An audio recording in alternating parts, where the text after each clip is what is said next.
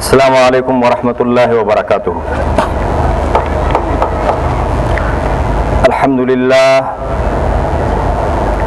الحمد لله نحمده ونستعينه ونستغفره ونؤمن به ونتوكل عليه ونعوذ بالله من شرور أنفسنا ومن سيئات أعمالنا. من يهده الله فلا مضل له ومن يضلله فلا هادي له، ونشهد أن لا إله إلا الله وحده لا شريك له، ونشهد أن سيدنا وسندنا ومولانا وحبيبنا ونبينا وطبيب قلوبنا محمدا عبده ورسوله، أرسله الله بالحق بشيرا ونذيرا. من يطع الله ورسوله فقد رشد واهتدى، ومن يعصهما فإنه قد غوى ولا يضر الله شيئا. أما بعد، فإن خير الكتب كتاب الله، وخير الهدي هدي محمد صلى الله عليه وسلم، وشر الأمور محدثاتها، وكل محدثة بدعة، وكل بدعة ضلالة، وكل ضلالة في النار. أما بعد، فأعوذ بالله من الشيطان الرجيم. بسم الله الرحمن الرحيم. واعبدوا الله ولا تشركوا به شيئا، وبالوالدين إحسانا، وبذي القربى واليتامى والمساكين والجار ذي القربى والجار الجنب والصاحب بالجنب وابن السبيل وما ملكت أيمانكم، إن الله لا يحب من كان مختالا فخورا. الذين يبخلون ويأمرون الناس بالبخل ويكتمون ما آتاهم الله من فضله، وأعتدنا للكافرين عذابا مهينا. صدق الله العظيم وصدق رسوله النبي الكريم، ونحن على ذلك لمن الشاهدين والشاكرين. أما بعد، إن الله وملائكته يصلون على النبي يا أيها الذين آمنوا صلوا عليه وسلموا تسليما.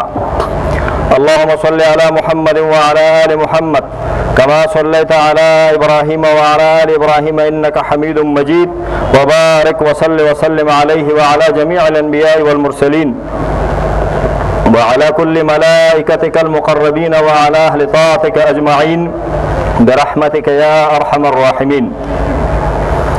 ربنا ظلمنا أنفسنا وإن لم تغفر لنا وترحمنا لنكونن من الخاسرين. ربنا افرغ علينا صبرا وثبت أقدامنا وانصرنا على القوم الكافرين.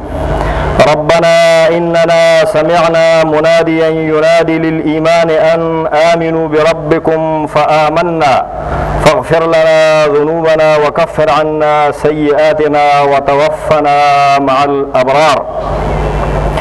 اللهم لا تجعل الدنيا أكبر همنا ومبلغ علمنا يا الله يا رحمن يا رحيم. أما بعد،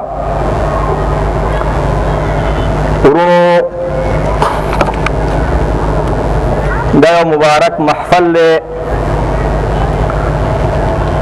هغه خلق ډیر مبارک او برکتی دي چې الله رب العالمین دلته لا جمع کړل. هغه خویندې او میندې د جلال آباد ښار د ګوټ ګوټ نه دلته را حاضر شوې، هغه ډېرې برکتي دي او هغه انشاءالله دنیا او آخرت کې کامیاب دي. هغه خلق چې کوم خلق د الله د ذکر دپاره جمع کېږي، چې خلق د الله د کتاب دپاره جمع کېږي، کوم خلق د الله د دین د اورېدو دپاره جمع کېږي، د الله د کتاب د اورېدو دپاره جمع کېږي، کوم خلق د چا شخصیت دپاره نه جمع کېږي، کوم خلق د چا وزیر او بادشاه دپاره نه جمع کېږي، کوم خلق د دنیا مال او متاع دپاره نه جمع کېږي، بلکې داسې یو محفل ته راځي چې د هغې محفل امتیاز او خصوصیت د الله ذکر دی. د هغې محفل خصوصیت په نبي علیه السلام باندې درود ویل دي، د الله پاک ذکر کول دي، د الله د کتاب مسائل بیانول دي، د الله د دین احکام بیانول دي، حلال او حرام، جائز او ناجائز، حق او ناحق، باطل او صحیح، بیانول دی هغه شیان بیانول دي چې کوم الله په خپل کتاب کې بیان کړي دي او نبی علیه الصلاة والسلام په خپل حدیثو کې بیان کړي دي. نو خلک ډېر برکتي دي، هغه خلک ډېر مبارک دي چې په دې مادي دور کې او د دنیا د جلق او بلق په دور کې او په هغه دور کې چې د ټولو خلکو توجه دنیا طرف ته ده او د خلکو توجه اهل دنیا طرف ته ده. کوم خلک چې علماء ته راجمع کېږي، دین ته راجمع کېږي، د الله کتاب ته راجمع کېږي، د الله ذکر ته راجمع کېږي، په نبي علیه الصلاة والسلام باندې درود ویلو ته جمع کېږي، د الله حکمونه اورېدو ته جمع کېږي، هغه خلک مبارک دي او د هغه خلکو مقام اوچت دی او د هغه خلکو شان اوچت دی او د هغه محفل امتیاز او د هغه محفل عظمت او لوی د الله په نسبت باندې مسلم ده. ورونو نننۍ زموږ موضوع د حقوق العباد، د بندگانو حقوق. دا زموږ ژبه ده، دا قرآني ژبه ده، دا اسلامي اصطلاح ده او دیني او شرعي مصطلحاتو کې ده. حقوق العباد د بندگانو حقوق. په جدید دور کې او په جدیدو مصطلحاتو کې او غربي مصطلحاتو کې دې ته د بشر حقوق وایي، د انسان حقوقو ته وایي. او موږ د خپله ژبه کې د اسلام په ژبه کې حقوق العباد وایو، د بندگانو حقوق، د انسانانو حقوق. ورونو ټول اسلام د دوه شیانو نه جوړ شوی دی، د الله حقوق او بیا د بندگانو حقوق. قرآن عظیم الشان کې الله رب العالمین فرمایلی وقضى ربك الا تعبدوا الا اياه وبالوالدين احسانا. بل ځای کې دا کوم آیاتونه چې تلاوت شو دی کې الله رب العالمین فرمایلی واعبدوا الله ولا تشركوا به شيئا وبالوالدين احسانا. ستا رب دا فیصله کړې ده چې د الله نه بغیر د بل چا عبادت مه کوئ او مور پلار سره احسان او نیکي او ښېګڼه وکئ. دې ځای کې ویلې د خپل رب بندګي وکئ، الله سره څوک شریک نه کوي، مور پلار سره احسان وکئ، خپلوانو سره احسان وکئ، یتیمانو سره احسان وکئ، مسکینانو سره احسان وکئ، خپلوان ګاونډیانو سره او نږدې ګاونډیانو سره احسان وکئ، لرې ګاونډیانو او پردیو ګاونډیانو سره احسان وکئ، د اړخ ملګري سره احسان او ښېګڼه وکئ، مسافرو سره احسان وکئ، خپلو غلامانو سره احسان وکئ. دې آیتونو کې الله رب العالمین دا وفرمایل. قرآن عظیم الشان او اسلام همدغه اسلام د حقوق الله او د حقوق العباد نه عبارت. اول د الله حق دی او بیا د بندگانو حق. عام طور باندې په عوامو کې دا مشهوره ده چې اول د بنده حق دی او بیا د الله حق دی. دا خبره غلطه ده. اول حق په بنده باندې د الله دی، اول حقوق الله دی، حقوق الله مقدم دی، د الله حق مقدم دی.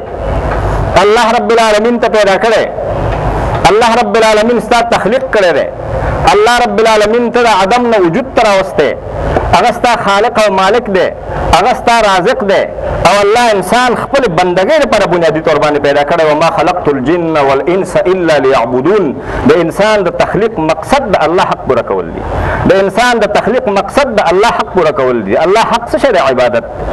معاذ بن جبل رضی الله تعالی عنه د حدیث روایت ده قال كنت ردف النبي صلى الله عليه وسلم على حمار فقال يا معاذ قلت لبيك يا رسول الله وسعديك فقال يا معاذ قلت لبيك يا رسول الله وسعديك فقال يا معاذ قلت لبيك يا رسول الله وسعديك.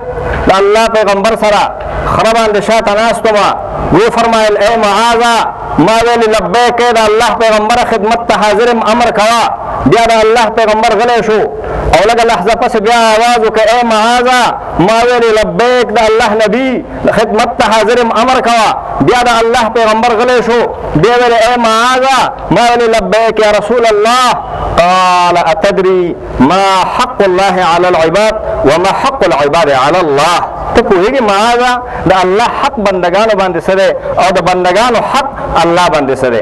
د صحابه دا عادت او ازرو ادب کباز شیان ورته معلوم مو نو بیا به صحابه ویل الله ورسوله اعلم. الله خو پوهیږي د الله پیغمبر خو پوهیږي چې الله حق په بندگانو